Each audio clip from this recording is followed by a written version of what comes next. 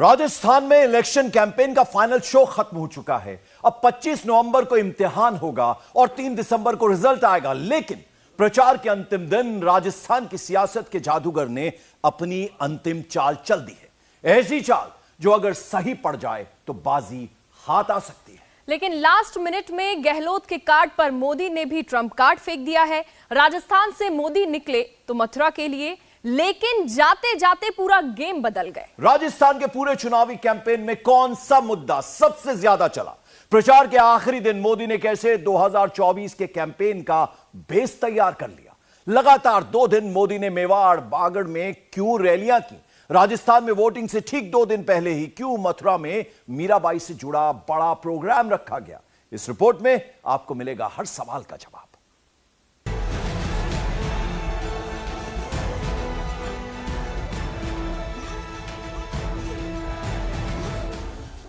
राजस्थान में सियासी दलों के लिए ग्रुप डिस्कशन वाला स्टेज खत्म हो चुका है।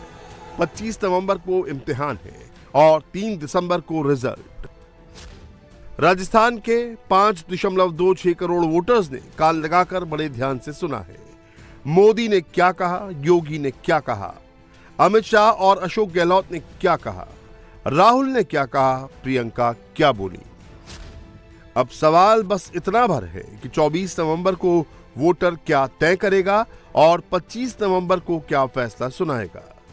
2 दिन बाद इलेक्शन है। मोदी कॉन्फिडेंट है। 3 दिसंबर को क्या होने वाला है, इसकी एक भविष्यवाणी खुद मोदी कर रहे हैं। गहलोत जी, एक ही बात सुनाई देती है। गहलोत जी, कोनी मिले वोट जी। गहलोत जी, कोनी मिले वोट जी। कल मैंने ये डंके की चोट पर कहा है, राजस्थान में इस बार तो नहीं, कभी भी, ये शब्द मेरे याद रखना, देव उठी एकादशी को बोल रहा हूं, देवगढ़ में बोल रहा हूं, इस बार तो छोड़ दीजिए। अब राजस्थान में कभी भी गहलोत सरकार की वापसी नहीं होगी। ना अभी ना आगे कभी। नरेंद्र मोदी को राजस्थान में अशोक गहलोत के पॉलिटिकल करियर पर फुल स्टॉप दिखता है, लेकिन क्या इससे गहलोत नर्वस हैं? जादूगर जादू चलाएंगे या खुद छूमंतर हो जाएंगे? गुजराती वर्सेस मारवाड़ी, गहलोत क्यों लाए बांटने वाली थ्योरी? एक मारवाड़ी आया हुआ यहाँ पर इंचार्ज के रूप में। भाई और बहनों, अगर मारवाड़ी की बात मानोगे तो मैं गुजराती हूँ, मैं कहाँ जाऊँगा, मैं किसके पास जाऊँगा? और वोट ले लिए वहाँ पे भावुक बन करके। हम चुनाव काम में नहीं हो पाए, काम में होने वाले थे हम लोग उस वक्त में। गुजराती बन गए, मैं कहाँ जाऊँगा? अब वो गुजराती यहाँ आ रहा है ना, हम तो नहीं कहने कि ये गुजराती आ गया है। भाई और बहनों, गुजराती की बात मानोगे तो मैं कहाँ जाऊँगा, मैं तो आपके पास जाऊँगा। बताइए आप। मैं भी तो कह रहा हूँ, राजस्थान वासियों, ये गुजराती आके घूम रहा है यहाँ पर, वोट मांग रहा है। मैं आपका हूँ, मैं थासु दूर नहीं हूँ, मैं कहाँ जाऊँगा? क्या गहलोत जान गए हैं कि राजस्थान इस बार गुजराती को वोट देने जा रहा है? क्या गहलोत को राजस्थान की रिपोर्ट मिल गई है? गहलोत क्यों कह रहे हैं गुजराती को वोट देंगे तो मैं कहां जाऊंगा? क्या महादेव ऐप और लाल डायरी के वार से डर गए हैं गहलोत?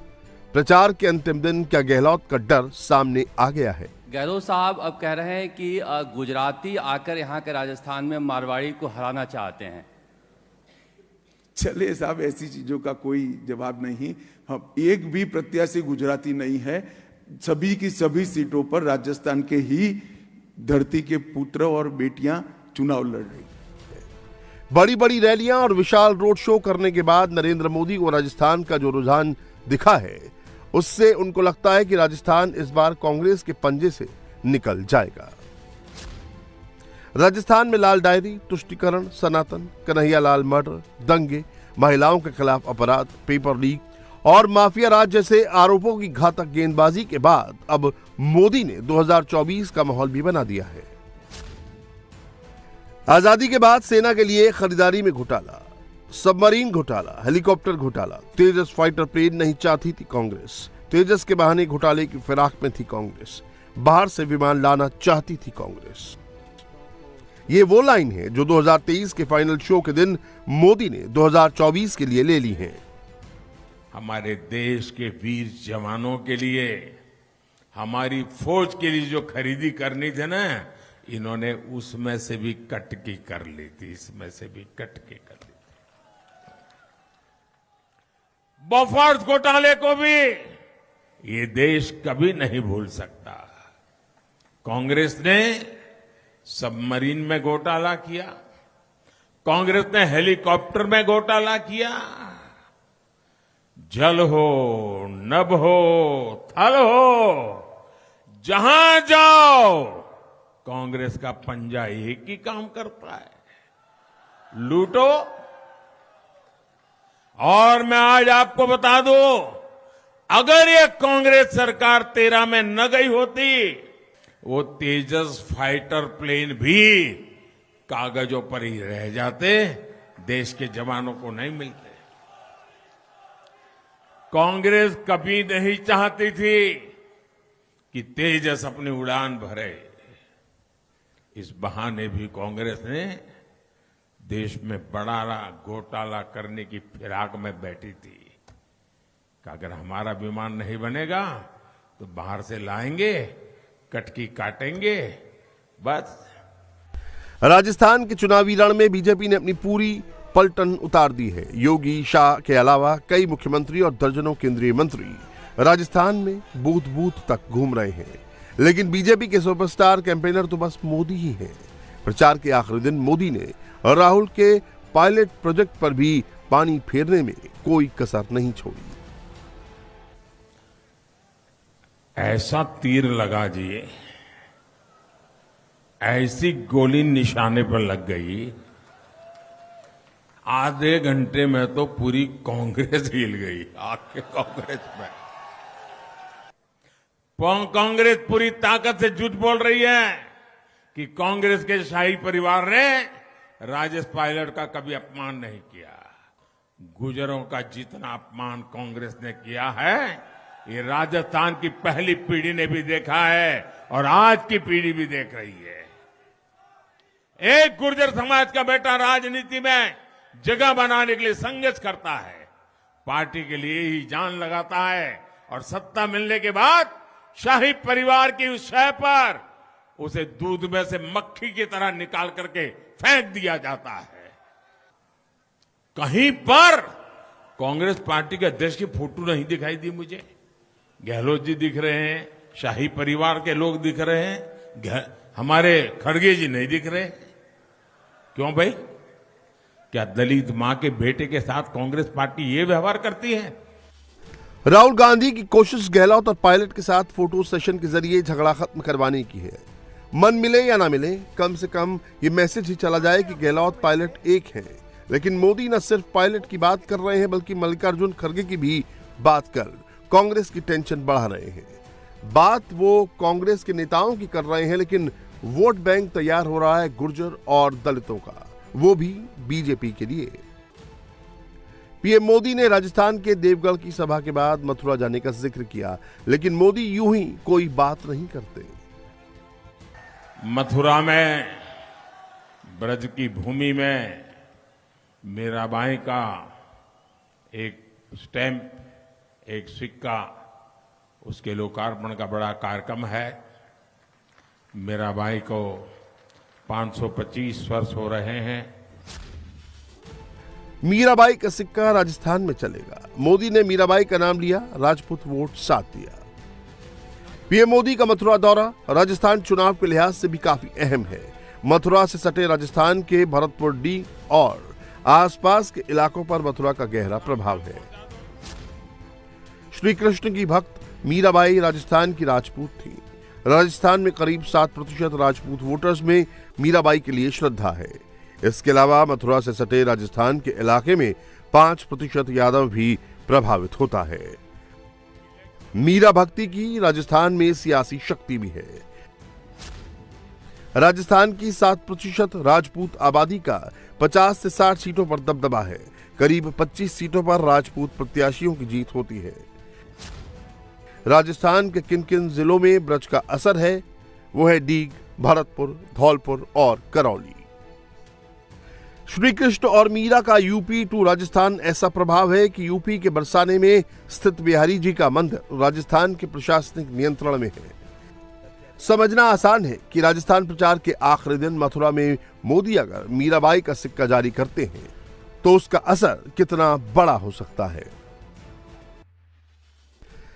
राजस्थान में प्रचार के आखिरी दिन मोदी ने राजसमंद जिले के देवगढ़ में हुंकार भरी। इसका सीधा असर भीम, कुंभलगढ़, राजसमंद, नाथद्वारा, आसीन और ब्यावर विधानसभा सीटों पर पड़ेगा।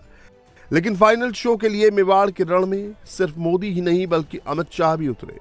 नाथद्वारा से बीजेपी प्रत्याशी और महाराणा प्रताप के वंशज विश्वराज सिंह मेवाड़ के लिए अमित शाह यहां आए।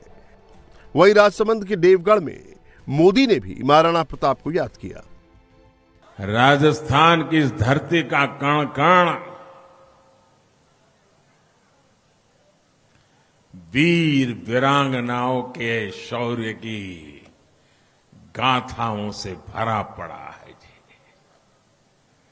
मगरा मेरवाड़ा का ये क्षेत्र तो महाराणा कुंभा, वीर शिरोमणि महाराणा प्रताप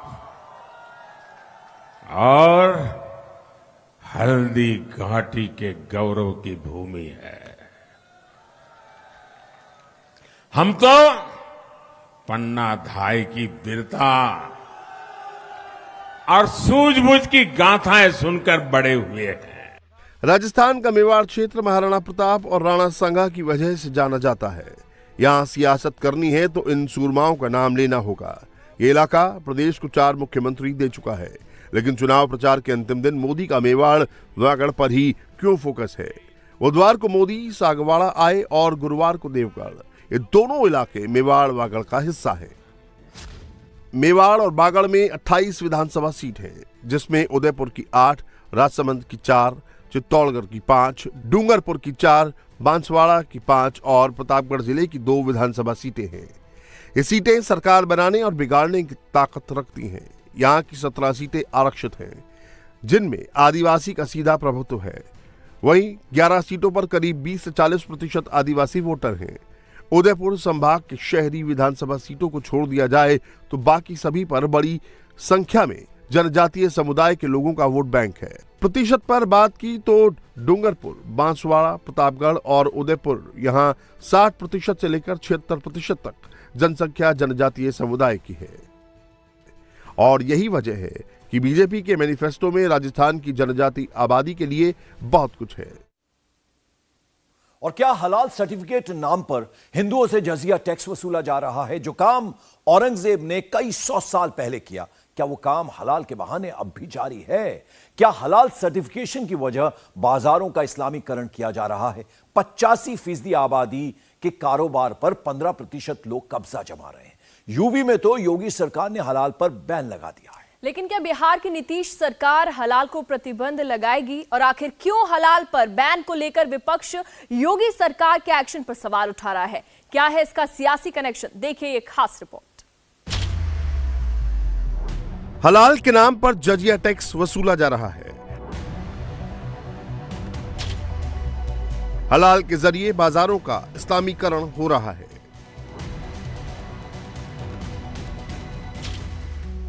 टेरर फंडिंग में इस्तेमाल हो रहा है हलाल सर्टिफिकेशन का पैसा।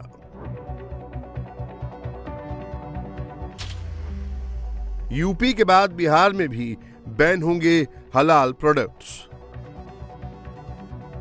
हलाल के नाम पर, हलाल प्रोडक्ट के नाम पर देश के बाजार को, कोई ऐसा बाजार नहीं बचा है, देश के बाजार का इस्लामीकरण हो रहा है।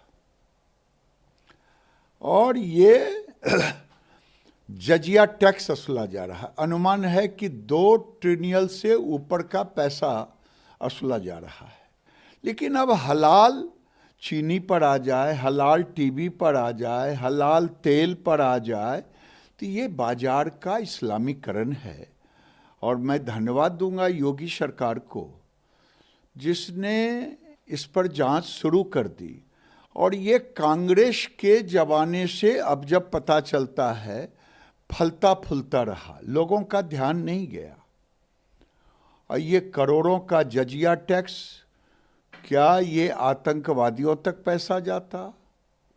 और मैंने यही माननीय मुख्यमंत्री जी से कहा है, बिहार के मुख्यमंत्री नीतीश जी से, कि आपने बिहार को बहुत कुछ ज्ञान दिया, विधानसभा में बहुत कुछ ज्ञान दिया, तो अब जरा समाज को विभाजित करने वाला,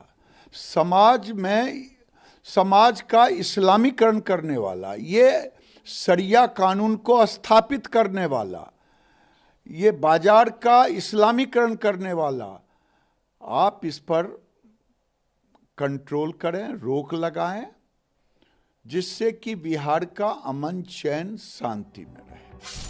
हलाल के बहाने मुस्लिम वोटों का नया सैंपल तैयार हो रहा है। मुस्लिम वोटर्स के पोलराइजेशन की तैयारी की जा रही है। मुस्लिम वोटों के लिए योगी के एक्शन पर हो रहे हैं सवाल। हलाल पर कार्रवाई का विरोध क्यों कर रहा है विपक्ष? हलाल सर्टिफिकेट पे टिप्पा टिप्पणी ठीक नहीं है, तो हिंदू मुसलमान करेंगे। यही तो फर्क है उन लोगों में और हम लोगों में। हम लोग गरीबी मिटाने की बात करते हैं, रोजगार देने की बात करते हैं, विकास की बात करते हैं, और ये लोग हिंदू मुसलमान मंदिर मस्जिद। एक बात जान लें, वो लोगों का पेट है ना, नौकरी देने से बढ़ेगा, विकास करने से बढ़ेगा। ये नहीं कि हिंदू मुसलमान करते रहिए, मंदिर में घंटा बजाइए, इससे कुछ होने वाला नहीं है। क्या वाकई हलाल के नाम पर जजिया कर वसूला जा रहा है? बाजारों की बागडोर किसी एक धर्म के लोगों को सौंपने की साजिश रची जा रही है? और क्या हलाल सर्टिफिकेशन से मिलने वाला पैसा देश विरोधी ताकतें इस्तेमाल कर रही हैं? ये वही सवाल हैं जिनके जवाब यूपी एसटीएफ तलाश रही है। उधर योगी सरकार के एक्शन पर हलाल बचाओ मोर्चा एक्टिव हो गया है। 2024 लोकसभा चुनाव के लिए मुस्लिम वोट बैंक तैयार किया जा रहा है। उमर अब्दुल्ला, असदुद्दीन ओवैसी, कांग्रेस और विपक्षी पार्टियों के दूसरे नेता यूपी सरकार की कार्रवाई के विरोध में उतर आए हैं। मैं बोलूंगा महाराष्ट्र सरकार को इस तरह का कानून बिल्कुल मत लाइए।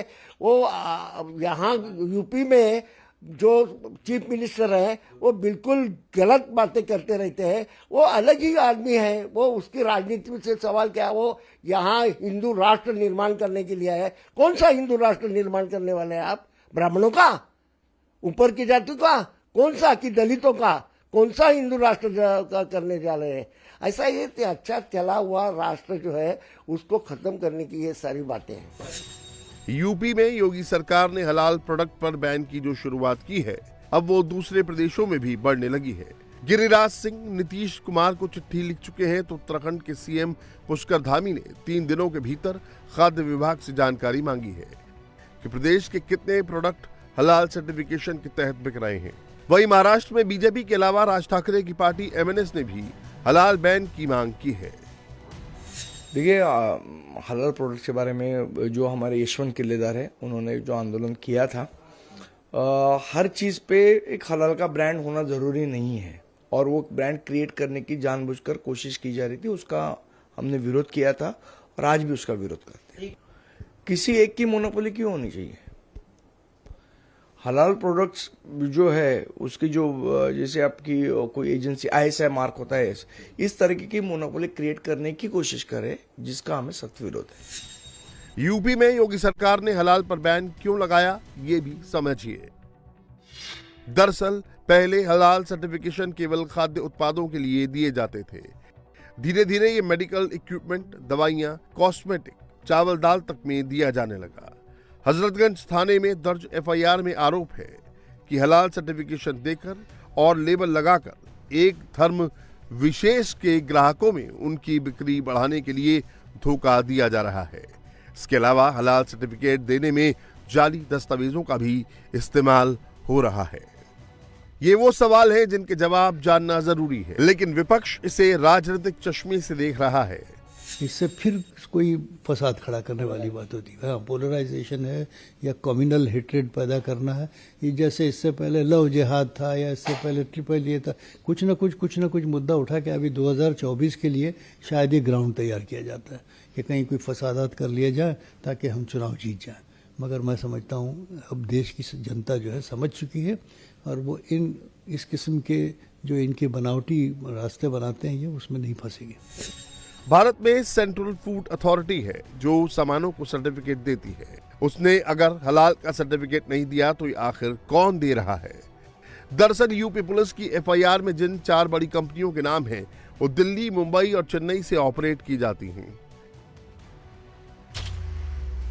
जमीयत उलेमा हिंद हलाल ट्रस्ट दिल्ली, हलाल council of India Mumbai, Jamiat Ulema Maharashtra Mumbai और हलाल इंडिया प्राइवेट लिमिटेड चेन्नई के नाम हैं, जिनके नाम आईपीसी की अलग अलग धाराओं में केस दर्ज किया गया है।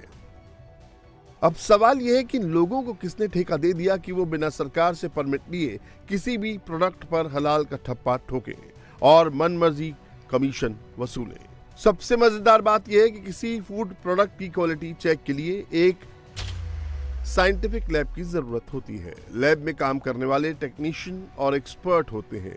वो एग्जाम पास कर इन संस्थाओं में नौकरी पाते हैं। उनकी एक्सपर्टाइज संदिग्ध नहीं होती, लेकिन हलाल का सर्टिफिकेट देने वालों के पास क्या है?